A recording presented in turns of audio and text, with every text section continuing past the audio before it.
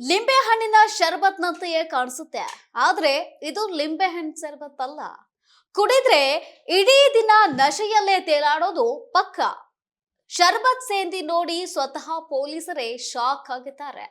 S, ರಾಯಚೂರಿನಲ್ಲಿ ಅಬಕಾರಿ ಇಲಾಖೆ ಮತ್ತು ಸ್ಥಳೀಯ ಪೊಲೀಸರು ಅಕ್ರಮ ಸೇಂದಿ ದಂಧೆ ವಿರುದ್ಧ ಕಾರ್ಯಾಚರಣೆಯನ್ನ ನಡೆಸಿ ಕುಖ್ಯಾತ kingpin Narasimhalu alias Bruce Lee ಎಂಬಾತನ ಮನೆಯ ಮೇಲೆ ದಾಳಿ ಮಾಡಿದ್ದಾರೆ.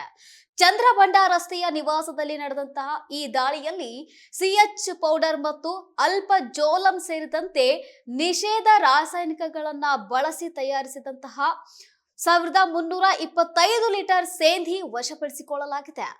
ನರಸಿಂಹಲು ವಿರುದ್ಧ ಈಗಾಗಲೇ 40ಕ್ಕೂ ಹೆಚ್ಚು ಪ್ರಕರಣಗಳು ದಾಖಲಾಗಿದ್ದು, ಈ ಹಿಂದೆಯೂ ಕೂಡ ಆತ ಗುಂಡಾ ಕಾಯ್ದೆಯಡಿ 1 ವರ್ಷ ಜೈಲು ಶಿಕ್ಷೆ ಅನುಭವಿಸಿದಂತೆ.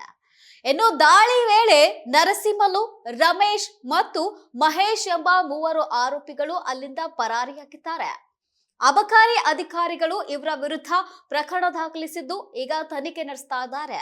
ಬೇಸಿಗೆಯಲ್ಲಿ ಸೇಂದಿ ದಂಧೆ ಹೆಚ್ಚಾಗುತ್ತಿದ್ದು, ಅಮಾಯಕ ಕಾರ್ಮಿಕರನ್ನ ಗುರಿಯಾಗಿಸಿ ಶರ್ಬತ್ ರೀತಿಯಲ್ಲಿ ಮಾರಾಟ ಮಾಡಲಾಗ್ತಿತ್ತು ಎಂಬುದು ಗೊತ್ತಾಗಿದೆ.